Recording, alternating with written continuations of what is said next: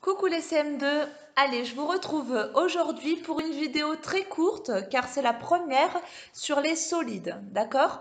Donc les solides, qu'est-ce que c'est? Vous connaissez déjà tous, vous l'avez vu en CM1, c'est des formes, d'accord, géométriques en 3 dimensions. On va résumer ça comme ça, d'accord?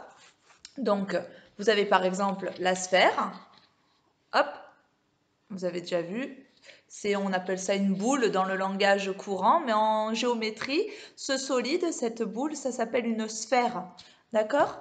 Vous avez le cylindre. Alors moi, j'ai pris des jouets de mes enfants, hein, d'accord? Donc le cylindre, voilà, il a deux côtés parallèles plats et là, un seul côté qui est cylindrique, on dit. Vous avez le cube, d'accord?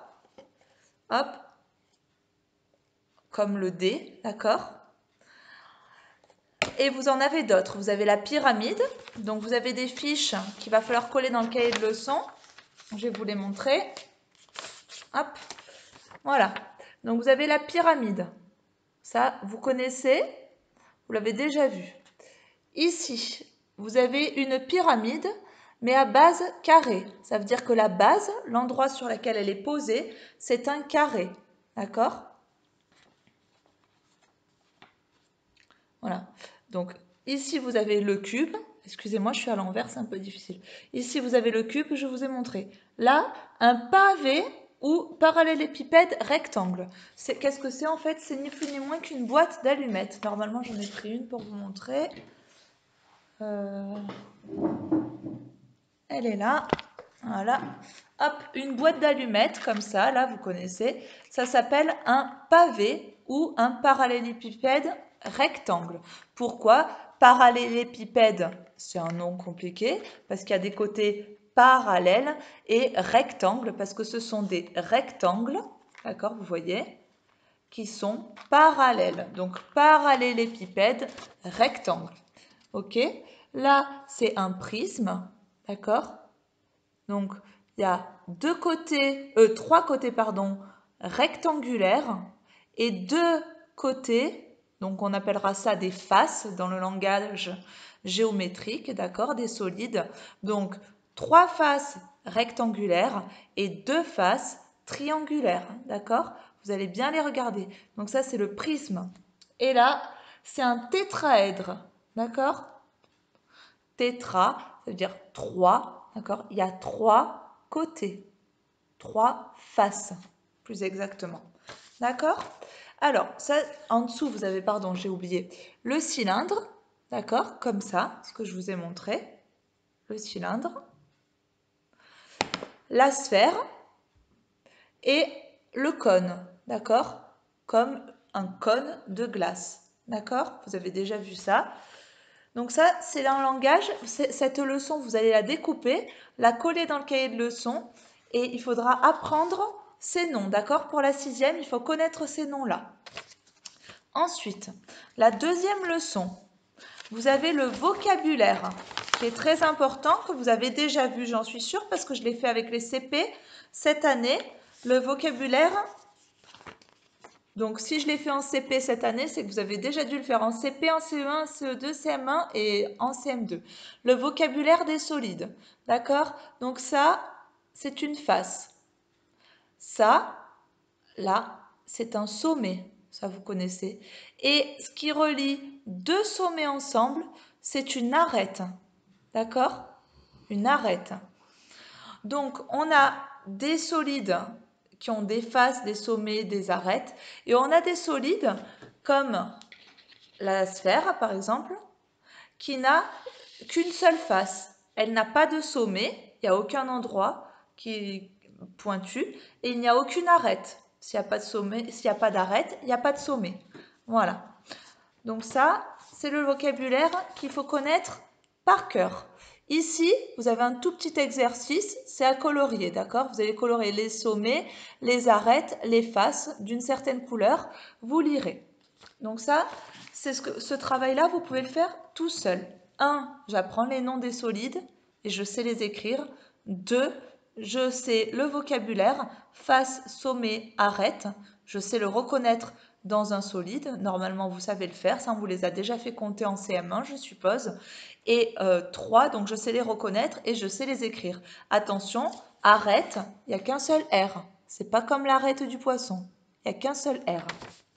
Voilà. Et la dernière chose sur laquelle on va s'attarder un peu plus, c'est les patrons des solides. Alors ça, qu'est-ce que c'est? Ça, je pense que c'est la seule chose que vous n'avez jamais vue, ou peut-être que vous l'avez vu déjà pour le cube. Donc le patron, c'est le solide qu'on a mis à plat. D'accord?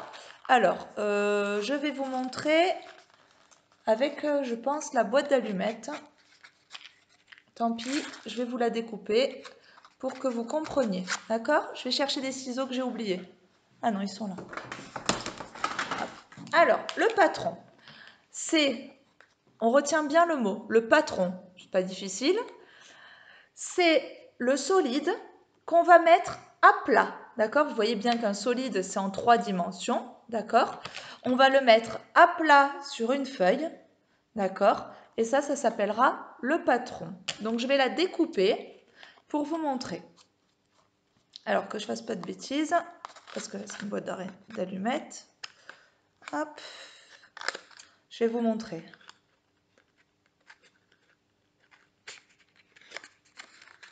Hop.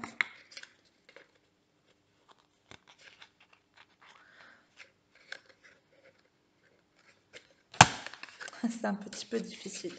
Voilà. Regardez pendant ce temps, pendant que je découpe votre feuille, les patrons. Regardez, essayez de me retrouver lequel ça va être, à votre avis, le patron de la boîte d'allumettes. Là, il est par là.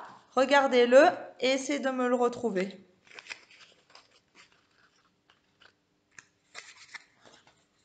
Et pour 1 minute, j'ai bientôt fini. Donc, le patron du parallélépipède rectangle.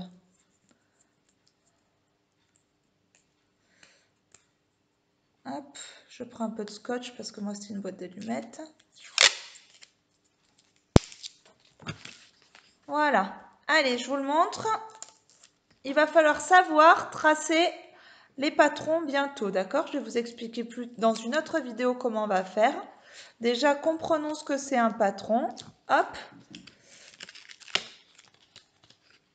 Voilà. Alors, je vous montre. Donc, ma boîte d'allumettes. Bon, moi, j'ai mis un petit bout de scotch parce que je l'ai découpé, hein, d'accord? Voilà. Alors, le patron, c'est ça. C'est la boîte d'allumettes ouverte. Vous voyez, maintenant, elle est plate. Je peux la mettre à plat sur une feuille. D'accord? Ok. C'est la boîte d'allumettes ouverte. Ça, c'est le patron de la boîte d'allumettes. Ça veut dire, si vous préférez, comment on pourrait dire, le plan, le dessin de la boîte d'allumettes à plat. D'accord? Si je fais ce dessin sur une feuille et que je le découpe, je peux refaire en pliant sur les arêtes, je peux refabriquer ma boîte d'allumettes. D'accord? Je peux refaire mon parallélépipède rectangle. D'accord? Donc le patron, c'est la boîte ouverte. Alors des fois, ce n'est pas une boîte, c'est une pyramide. C'est la pyramide, la boîte, c'est le solide ouvert à plat, d'accord? C'est le dessin du solide à plat, d'accord? Donc là, vous avez différents patrons. Ici, c'est le patron du cube. Ici, c'est le patron du parallélépipède rectangle. Ici, regardez, 3 rectangles et 2 triangles. Je vous les ai montrés tout à l'heure. 3 rectangles, 1, 2, 3 et 2 triangles. D'accord? Donc, c'est la pyramide. Qu'est-ce que je raconte? Je vais y arriver. C'est le prisme. D'accord? C'est le patron du prisme. Et ça, si on remet, à votre avis, c'est le patron de quoi? 4 triangles et 1 carré. Regardez, imaginez que je découpe. Si vous n'y arrivez pas, rien ne vous empêche de découper. Hein, d'accord? Votre leçon, tant pis. Vous essayez de fabriquer la forme avec et après vous la remettez à plat et vous la collez proprement sur votre cahier de leçon avec la définition et le titre. Là, c'est la pyramide à base carrée. La base, c'est l'endroit sur lequel repose la pyramide, sur lequel on peut la poser, d'accord? Le cylindre, par exemple, ça c'est un mot de 6e. Le cylindre, sa base, c'est ça, d'accord? Parce que je peux le poser comme ça, ok? Si je pose le cylindre sur le cube, je vais le poser par là. Si je le pose là, il va rouler. Ce n'est pas sa base. Sa base, c'est l'endroit où je vais pouvoir le poser à plat. D'accord? Donc voilà. Là, la définition, il y a bien marqué. Le patron d'un solide est un dessin qui permet, en le pliant, de former le solide. D'accord? Donc si vous découpez ça, en le pliant, vous allez refaire ici le parallélépipède rectangle. Là, en découpant, vous allez faire le cube. Là, en découpant, vous allez faire le prisme. Et là, en découpant, vous allez faire la pyramide à base carrée. Donc, c'est ça le patron. OK?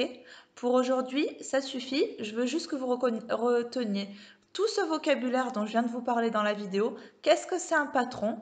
Et pour la prochaine fois, j'aimerais bien que pour lundi prochain, vous essayiez de me faire le patron du cube. D'accord? Donc le patron d'un cube. Et vous allez le découper et essayer de me fabriquer un cube. Vous pouvez vous servir pour faire un cube parfait.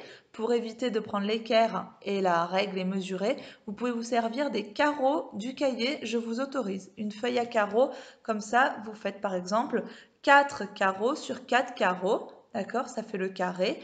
Et tous les carrés, toutes les faces du cube, vous savez que c'est des carrés, d'accord? Elles sont toutes identiques. Donc si mon carré, il fait 4 cm, là ça fait 4, 4, 4. Si vous décidez de faire en carreau, vous pouvez prendre 4 carreaux, 4 carreaux, 4 carreaux, 4 carreaux, d'accord?